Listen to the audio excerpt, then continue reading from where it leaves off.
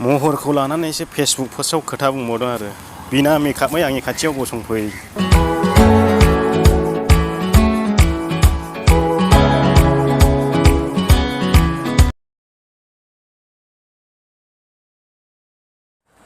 हेल' लोगोफोर खुलुमबाय, बयखौबो दिनैनि गोदान ब्लगाव नोंथांमोनखौ बरायबावनाय जाबाय। आङो दिनैहाय ससे ब्लग खालामगोन आरो आंनि उनाव नायदो फाख्रि रोदाखौ माबायदि जेंना जेंनिनो। ओमफ्राय बै साइडनावहाय दङ जाहैबाय बिग बाजारनिफ्रायसो आङो दिनैनि ब्लगखौ शुट खालामबाय।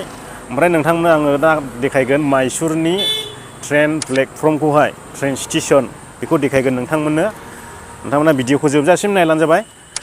दा क्रिकेट गेलेग्राफोरनि सानब्रै रुटिन बानायना हैदोंमोन क्रिकेट गेलेग्राफोरनोहाय। ओमफ्राय दिनैहाय जोब्बाय, सानब्रै फुरा जाबाय। दिनै फैफिनबाय आरो आङो मैया मोनसे भिडिअ खालामदोंमोन जोंनि बर'नि मुंदांखा सिंगार इलिसा बर'नि सायावहाय। दा बिथाङा गाव नङा होननानै बुंदों। ओमफ्राय बिथाङा पस्ट लिरनानै फेसबुकआव आगारदों आंनि बागै। बेनिखायनो आङो बिनि बागैबो खोथा सावरायगोन दिनैहाय नोंथांमोना जायगा दिन्थिनायजों लोगोसे। नोंथांमोना भिडिअखौ जोबजासिम नायलांबानो जाबाय। बै सिङावनो जाबाय बिग बाजारा, आङो सिङाव हाबना दंफैयो। बेयाव नुनो मोनगोन नोंथांमोना कलेज, जोबोद समायना।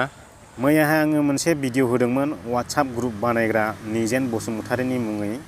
दा बे भिडिअखौ निजेन बसुमतारीनि लोगोआ दा रिकुवेस्ट खालामै माने डिलिट खालामबाय थानो होदोंमोन आंखौहाय। ओमफ्राय आङो डिलिट खालामनो गोसो गैयामोन भिडिअखौ, नाथाय दिनैहाय रबिबार दिनखौ आङो गोथारै बारहोयो। बांद्राय खोथाखौ दान्थे बिदान्थे खालामालासेनो आङो गनायनानै लाबाय आरो भिडिअखौ प्राइभेटाव दोनबाय। मानोना दिनै सानडेखायसो बिथाङा बासिबाय। दिनै रबिबार दिनखौ आङो सानखौहाय मोजाङै बारहोयो। नाथाय निजेन बसुमतारीनि बायदिब्ला गनायजाथाव नङामोन। दाबो आंखौ बियो धुमखि होबावदोंमोन, माने आंनि पिकचारखौ लंथं फाथं एडिटिं खालामनानै हगारगोन, बेफोरबायदि आंखौहाय धुमखि होबावदोंमोन। कल रेकर्ड दङ आंनावहाय, बे कल रेकर्डआव नोंथांमोना खोनासंनो मोनगोन। आङो बेखौ साननैसोनि उनावहाय नोंथांमोननो पाब्लिक खालामनानै होगोन। आं बिदि धुमखि होनायखौ गिनो थाखाय इउटुबाव ओंखाराखै। आङो बुंखायो, थैब्लाबो थांब्लाबो ससियेल मिडिया। आं थैब्लाबो नोंथांमोनखौ ससियेल मिडियायाव नुग्रोगोन। नंखाय खोथा फान्दायग्राफोरखौ आं सैया आरो मोजां मोना। आरो गाज्रि भिडिअ शेयार खालामग्रा बेफोरखौ आं मोजां मोना। मानोना बेफोरबायदि गाज्रि भिडिअ शेयार खालामनायजों गोसोफ्रा अनेक गाज्रि जालांनो हमो। जोंनि फैबाय थानाय लाइमोनफ्रा बेफोरजोंसो दा गाज्रि गोग्लैगासिनो दङ, गाज्रियाव थांगासिनो दङ, उन्दै बैसोआव हाबा जागासिनो दङ। जेसेबांनाखि हायो एसेबांनाखि बेफोरबायदि गाज्रि भिडिअफोरनिफ्राय आरो गाज्रि खोथा रायलायनायनिफ्राय गोजानाव थानो नाजानांगौ। आं बेखौसो नोंथांमोनखौ खावलायो। फैदो दानिया इलिसा बर'नि खोथाखौ आङो ससे सावरायनोसै। आङो बिथांनि कमेन्टफोरखौ फरायजोबलाङा, नोंथांमोनावसो आङो स्क्रिनशट होबाय, नोंथांमोना दोन्थ'नानै फरायब्लानो जाबाय। इलिसा बर'आ बुंदों बे गाननि अनारा गाव नङा होननानैहाय। नाथाय बे गानखौहाय इलिसा बर'आ खननाया, नाथाय अनाराबो बेनि नामैनो इलिसा बर'नि नामैनो हरदों कपिराइट क्लाइमखौ। आरो बिथाङा मोननै खोथा बुंदों, आं बे मोननै खोथायावल' बिथांनि बागै खोथा बुंगोन आरो बाखि आं खोथा बुङा। दसे उनाव खोथाखौ सावरायफिनगोन। दायो आङो सफैबाय माइसुर ट्रेन स्टेसन फैयै। दा नोंथांमोना नायनो हागोन, बेबायदि नुगोन समायना माइसुर ट्रेन स्टेसना। आरो बेयाव लाइटफोर दङ, बायदि बायदि बानायना दोनदों। आरो आङो सिगाङाव नोंथांमोननो देखायगासिनो दङ, नोंथांमोना नायलांबाय थाबानो जाबाय। दा बेबायदि नुगोन आरो माइसुर स्टेसना। दा आङो सिगाङाव थांनानैहाय नोंथांमोननो देखायगासिनो दङ माइसुर स्टेसना माबायदि। इलिसा बर'आ बुंदों कपिराइट क्लाइमा आलदा, कपिराइट स्ट्राइकआ आलदा। आंबो मिथिगौ आलदा होननानै। नाथाय आंनि चेनेला बै समनिफ्रायनो वार्निं नांनानै दंखायोमोन। जेब्लानाखि आङो सासे मानसि फासि नांनायनि भिडिअ होदों, अब्लानो बै समावहाय आङो इउटुबनि बागै बारा मिथियामोन। नाथाय दा मिथिसै। बै समावनो वार्निं नांनानै दंखायो। माने बे कपिराइट क्लाइमा सिगां फैग्रोदों, ओमफ्राय बिनि सानसे उनावसो बे कपिराइट स्ट्राइकआ फैदों। आरो आङो डाइरेक्टलि बिथांजोखौ बुङाखैदि बिथांजोआ आंनाव कपिराइट स्ट्राइक हरदों होननानैहाय। आं डाइरेक्टलि बुंदों कपिराइट क्लाइम हरदों इदि मेथाइआव। आं बे खोथाखौसो बुंदों।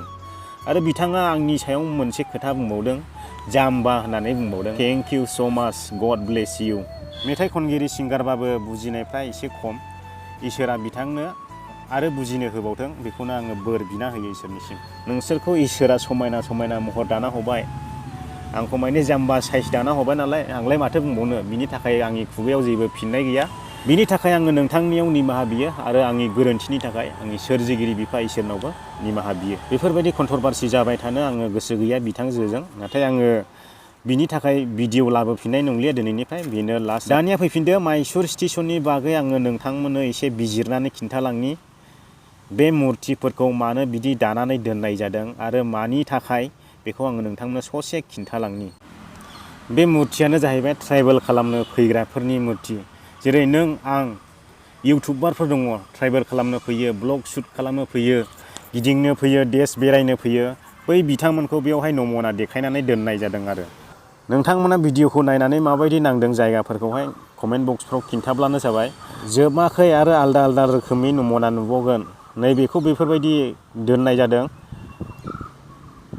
बिराद साइज नुयो, समायना नुयो गोजाननिफ्राय थानानै नायोब्ला। दानिया आङो देखायहरगोन स्टेसननि बागै। नैबेनो स्टेसना। आंनो खाथियाव थांनानै खेबला गोजाननिफ्रायनो नोंथांमोन देखायहरगोन। मानोना आंनावहाय टिकेट गैया, टिकेट गैयाब्ला हाबनो मोननाय नङा, बेनिखायनो आङो खाथियाव थांला आरो गोजाननिफ्रायनो नोंथांमोननो आङो जुम खालामनानै देखायबाय। दा बे रोखोमै नुगोन आरो माइसुर प्लेटफर्मखौहाय।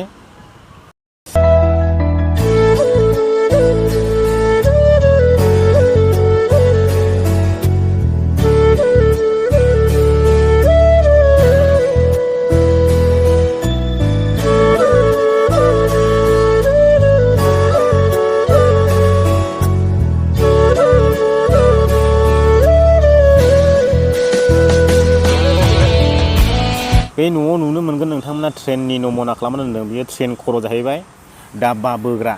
बे न'आव थिथिफोर थायो, ओमफ्राय सोरखारि साख्रि मावग्राफोर थायो। आं बे सिङाव हाबनानै बेखौ सोरगिदिं खेबनो अर्डार बिदोंमोन, नाथाय आंनो पारमिसन होआखै आरो। बाहेरानिफ्रायनो बानायलानो जाबाय होननायखाय आङो बाहेरानिफ्राय बानायबाय। आङो बेखिनिखौल' नोंथांमोननो देखायनो हाबाय आरो बेखौहाय आङो सोरगिदिं खेबनानै डिजाइनफोर नोंथांमोननो दिन्थिनो गोसोमोन, नाथाय हायाखिसै, माने पारमिसन होआखिसै आङो बेबायदि खेबनानै देखायनोहाय। माथो खालामबावनो आंलाय। थ' लोगोफोर, माइसुर ट्रेन स्टेसननि ब्लगआ दिनै बेखिनियानोमोन। नोंथांमोना नायनानै माबायदि मोनखो कमेन्ट बक्सआव खोन्थाहरब्लानो जाबाय। आंबो दा न'आव थांनो ओंखारफिनबाय, अट'आव जिरायबाय आङो न'आव थांनो थाखाय। नोंथांमोना माबायदि नांदों जायगाफोरखौहाय, आरो नोंथांमोना बेरायनो गोसोब्ला बेरायफैनो हागोन।